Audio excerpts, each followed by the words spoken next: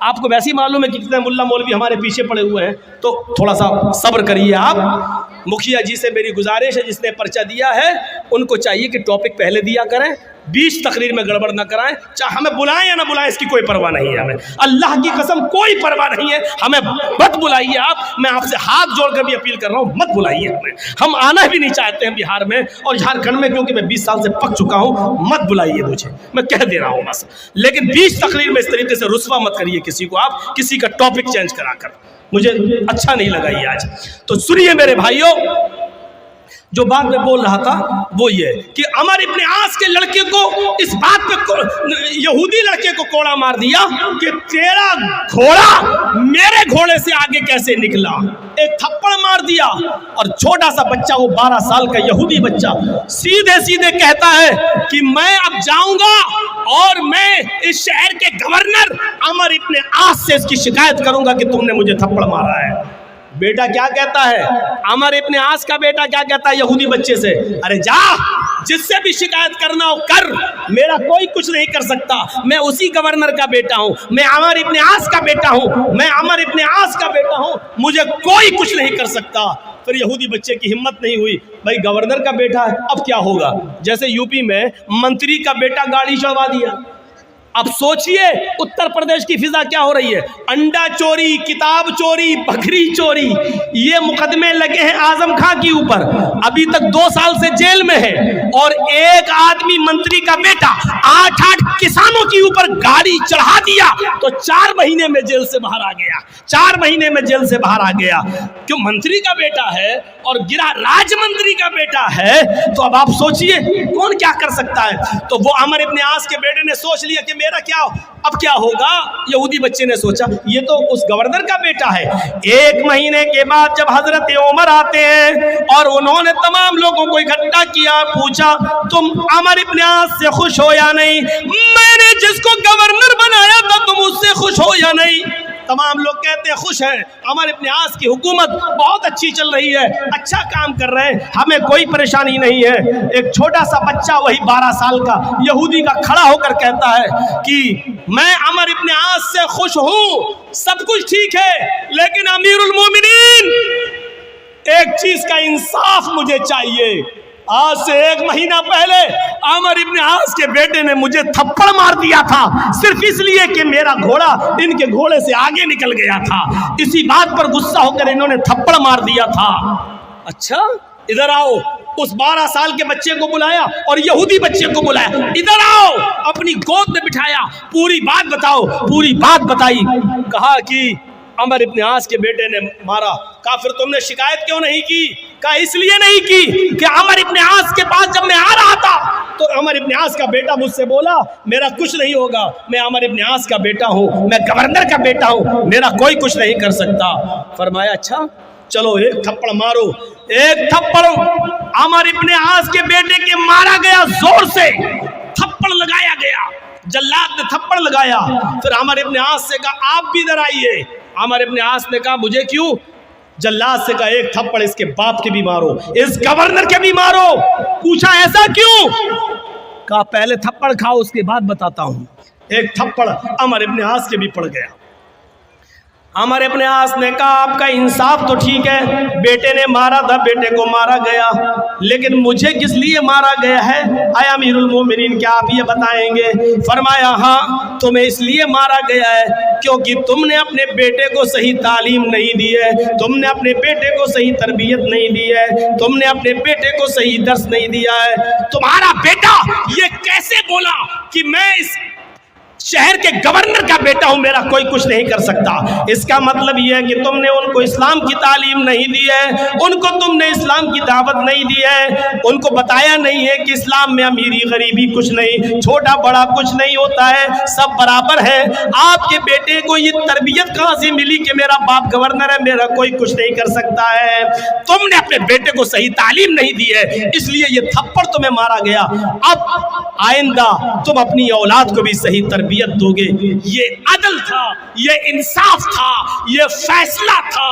میرے بھائیوں اس زمانے کا قرآن یہی کہتا ہے کہ کوئی دشمن بھی تمہارا ہو لیکن فیصلہ کرنا ہو تو دشمن کے اگر حق میں جا رہا تو کر دو، یہ مت دیکھو کہ یہ میرا دشمن ہے، اس کو ہم کیسے وَلَا يَجْرِمَنَّكُمْ شَنَآنُ قَوْمٍ عَلَىٰ أَن لَا تَعْدِلُوا، کوئی قوم کی دشمنی تمہیں کسی کے ساتھ بے انصافی کرنے پر مجبور نہ کر دے۔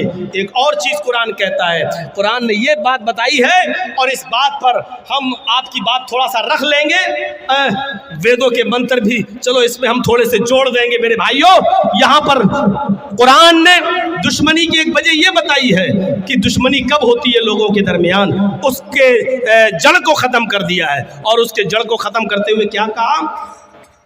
وَلَا تَسُبُّوا الَّذِينَ يَدْعُونَ مِن دُونِ اللَّهِ فَيَسُبُّوا اللَّهَ عَدْوًا بِغَيْرِ عِلْمٍ، تم دوسروں کے معبودوں کو برا بھلا مت کہو، تم دوسروں کے بزرگوں کو برا بھلا مت کہو، تم دوسروں کے بزرگوں کو گالی مت دو۔ فَيَسُبُّوا اللَّهَ، جواب میں وہ تمہارے اللہ کو گالی دیں گے۔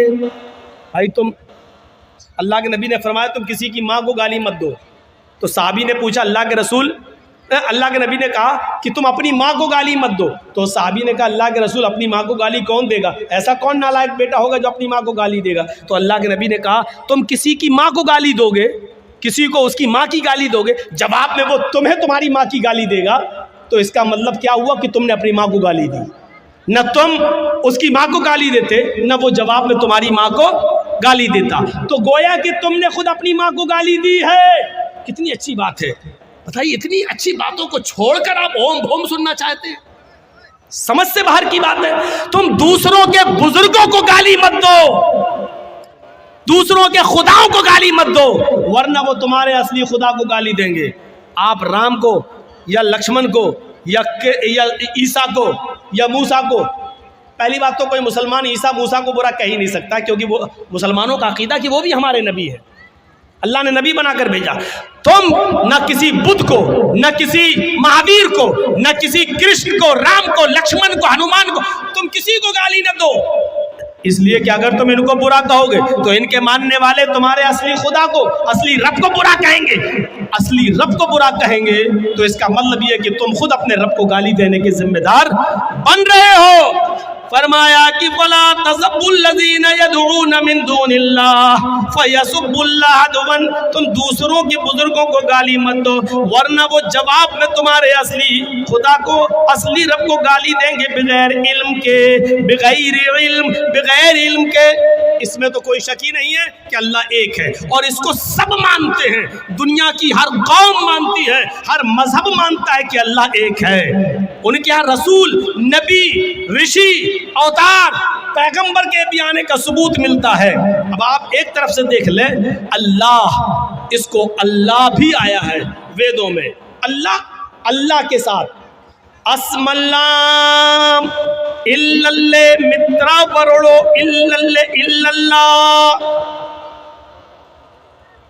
دیکھ رہے ہیں آپ، اسم اللہ اللہ مترا ورڑو، اس دنیا کا بنانے والا اللہ ہے، اللہ کے شبد کے ساتھ آیا ہے، اللہ کے شبد کے ساتھ، اللہ مترا ورڑو اللہ، اس کے اترکت کوئی اللہ نہیں ہے، اس کے علاوہ کوئی نہیں ہے، اس کے علاوہ کوئی ہے ہی نہیں، یہ اللہ کے ساتھ آیا ہے، ایشور کے ساتھ بھی آیا ہے، پربھو کے ساتھ بھی آیا ہے، بہت آیا ہے، اور اگنی کے ساتھ بھی آیا ہے، اگنی کے ساتھ بھی آیا ہے۔ قرآن کی فرسٹ آیتیں آپ اٹھائیں گے، الحمدللہ رب العالمین الرحمن الرحیم مالک یوم الدین، وید آپ کھولیں گے تو آپ کو بھی سب سے پہلے یہی پنکتیاں ملیں گی، مہیدے سویتو پرشٹوتی، مہیدے سویتو پرشٹوتی، مہان ہے ہمارا وہ دیوتا جس کے لیے ساری کی ساری پرشنسا، جس کے لیے ساری کی ساری تعریف ہے، مہان ہے وہ ہمارا دیوتا جس کے لیے ساری کی ساری پرشنسا اور ساری کی ساری تعریف ہے۔ الحمدللہ رب العالمین، ساری تعریف اس اللہ کے لیے ہے جو دونوں جہان کا پالنے والا ہے۔ اس کے بعد دوسرا منتر وید میں بسر دیامان وہ بڑا دیالو اور کرپالو ہے. بسر الدیمانہ، اس سے زیادہ دیالو اور کرپا کرنے والا کوئی ہے ہی نہیں. الرحمن الرحیم، وہ بڑا رحم کرنے والا انتہائی مہربان ہے، اس سے زیادہ رحم کرنے والا کوئی ہے ہی نہیں. وید کے اندر پڑھیے آپ، نئی سوپا تھارائے آسمان، نئی سوپا تھارائے آسمان، سو سندر پتھ راستہ رائے چلانا آسمان. ہم کو ہمارے فائدے اور لابھ کے لیے